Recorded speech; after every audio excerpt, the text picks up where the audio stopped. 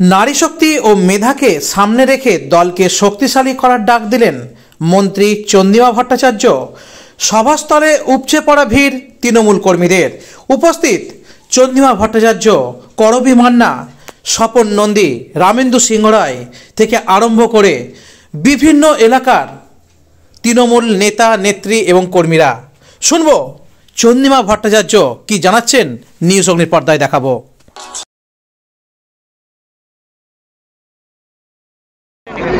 না এসেছি, আপনারা জানেন আমরা আগেই এটাকে ঘোষণা করেছিলাম যে আমাদের একটি ৪৫ দিনের কর্মসূচি তৃণমূল মহিলা কংগ্রেসের পক্ষ থেকে রাজ্য স্তরে দেওয়া হয়েছে প্রত্যেকটি জেলাকে, এবং আমিও প্রত্যেকটি জেলায় ৩৫টি সাংগঠনিক জেলা, সেই ৩৫টি সাংগঠনিক জেলায় যাব। আজকে শুরু হলো আমার জেলার যাওয়া, এইখানের আরামবাগ সাংগঠনিক জেলা তৃণমূল মহিলা কংগ্রেসের এই কর্মী সভার মধ্য দিয়ে। পাখির চোখ না কি চোখ জানি না, ও কি অর্জুন না কি তাও জানি না, কিন্তু ওটা যে কিছুই নয় সেটা সমস্ত মেয়েরা বলে দেবে আর কি। আইএনডিআই এর জোটের জন্য তো ভয় এত, আইএনডিআই একে এত ভয় কেন, ইন্ডিয়াকে ভয় কেন? আমরা তো বলছি না যে ভারতকে আমরা নস্যাৎ করে দিচ্ছি, তো ইন্ডিয়ার জোটকে এত ভয় কেন? তো দেখলেন তো কি হলো, এই যে আমাদের খেলোয়াড়রা এত ভালো খেললেন, কিন্তু একটা খেলোয়াড়রা যে পর্যায়ে আমাদের সম্মান দিয়েছেন এই ভারতবর্ষকে সেটা বলার অপেক্ষা রাখে না। কিন্তু একটা স্টেডিয়ামে গেলেন, খেললেন, সেই খেলাতে যে দেখলাম আমরা চারিদিকে যে পতাকা, ভারতবর্ষের পতাকা, সেই পতাকায় ভারত লেখা। আপনি দেখাতে পারেন যে আমাদের কোনো পতাকায় ইন্ডিয়া লেখা কিংবা ভারত লেখা থাকতে পারে? এটা তো একটা আইন দ্বারা পরিচালিত হয়, সেই আইনটাকে একটা বৃদ্ধাঙ্গুষ্টি দেখিয়ে ভারত দিয়ে দিল, হয়ে গেল।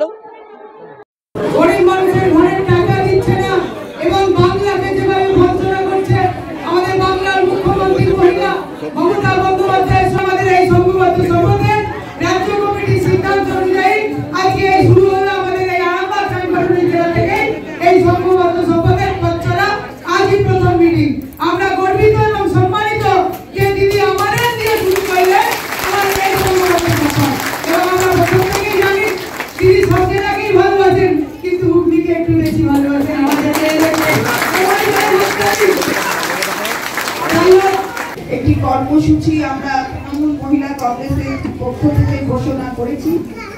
সেই কর্মসূচিতে আমার যে জেলাগুলি সফরের কথা রয়েছে তার প্রথম সভা আরামবাগ সাংগঠনিক জেলা তৃণমূল মহিলা কংগ্রেসের উদ্যোগে করা হচ্ছে। এটা প্রথম সভা। আজকের এই সভা থেকে আমি তারপর হাওড়া সদরে যে সাংগঠনিক জেলা আছে সেখানে আরেকটা মিটিং করব। তা আমি ধন্যবাদ জানাই যে সকলে মিলে নবনিযুক্ত সভানেত্রী এই সাংগঠনিক জেলার করবী মান্নাকে সহযোগিতা করেছে বলে, তাই খুব অল্প সময় কিন্তু বেশি দেওয়া হয়নি।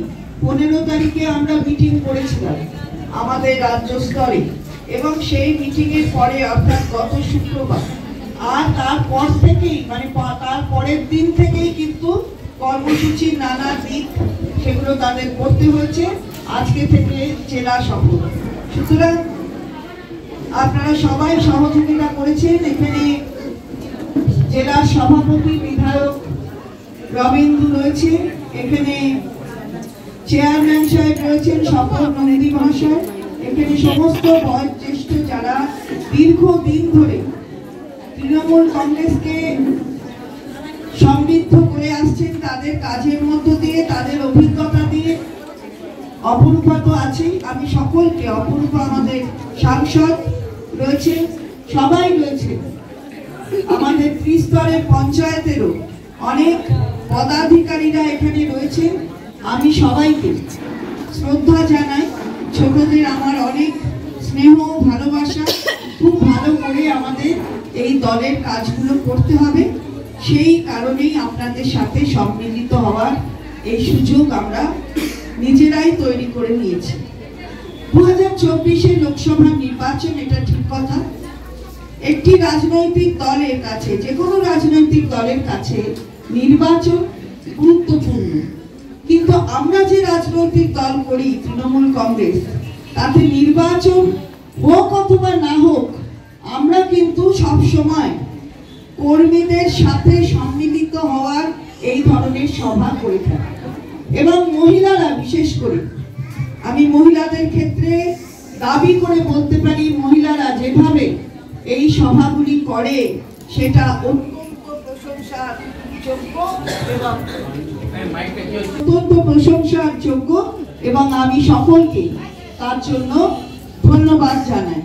আমাদের কর্মী সভা কর্মীদের সাথে যদি আমরা একে অপরের কথোপকথনের মধ্য দিয়ে মনের যে চিন্তা, সেই চিন্তা ব্যক্ত না করি, আদান প্রদান না করি, তাহলে আমাদের দলকে আমরা মজবুত করতে পারবো না। তাই কর্মী সভা সব সময় হয়, তবে নির্বাচন অবশ্যই একটা রাজনৈতিক দলের কাছে অত্যন্ত গুরুত্বপূর্ণ।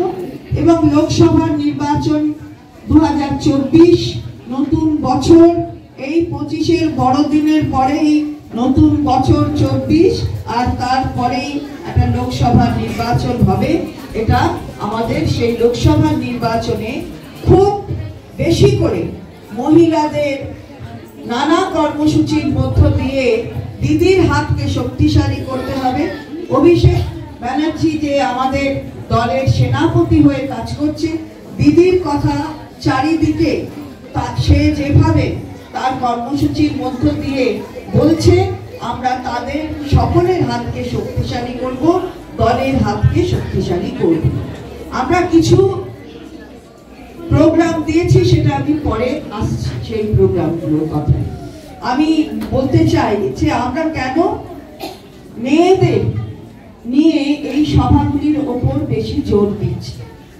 রমেন্দু বলেছে, একটা প্রশ্ন আপনাদের করেছে, সামনে থাকবেন তো? আমি বলছি, সামনে রাখবেন তো? রাখলে তাহলে থাকবেন। খালি মিটিং মিছিলের জন্য নয়, খালি লোক ঘোরানোর জন্য নয়, সামনে রাখতে হবে। কারণ এই মেধা, এই শক্তি যদি ব্যবহার করে, দল শক্তিশালী হবে। আপনি অস্বীকার করতে পারেন না, কেউ পারে না, যে জনসংখ্যার অর্ধেক হচ্ছে মহিলা। আপনি অস্বীকার করতে পারেন না যে ভোটারের অর্ধেক হচ্ছে মহিলা। তাহলে সেই মহিলা শক্তিকে আরো উজ্জীবিত করতে হবে, তাদের সামনের সারিতে রেখে কাজ করার সুযোগ দিতে হবে। এটাই সবচেয়ে বড় কথা। তাহলে দল শক্তিশালী হবে। একটা মহিলা, সারা ভারতবর্ষের একটা মহিলা মুখ্যমন্ত্রী আজকে দেখিয়ে দিয়েছে। 8ই মার্চ তো আসছে, আমরা সবাই আন্তর্জাতিক নারী দিবস করি। সে আন্তর্জাতিক নারী দিবসে সারা পৃথিবী মেয়েরা কিন্তু এখনো সংগঠিত হয়ে তারা একসাথে বলে যে আমাদের অধিকার, আমাদের দাবি, সেই দাবিটা পূরণ করতে হবে। অর্থাৎ দাবি এখনো পূরণ হয়নি।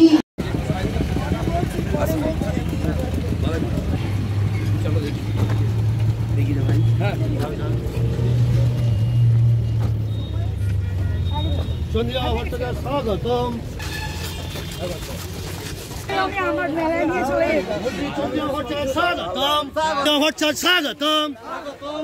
মন্ত্রী চন্দ্রিমা ভট্টাচার্য স্বাগতম।